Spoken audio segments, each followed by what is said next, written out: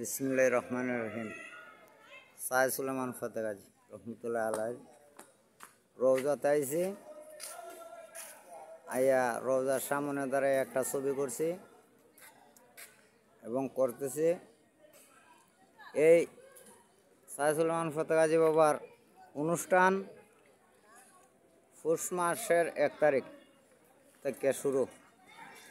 ওই দেখেন বহুত লোক আছে, আপনারা দেখেন বহুত লোক আছে,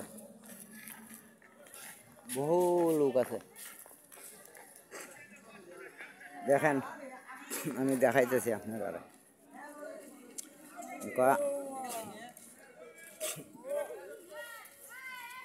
টিলার উপরে উঠমু, ওই দেখেন এই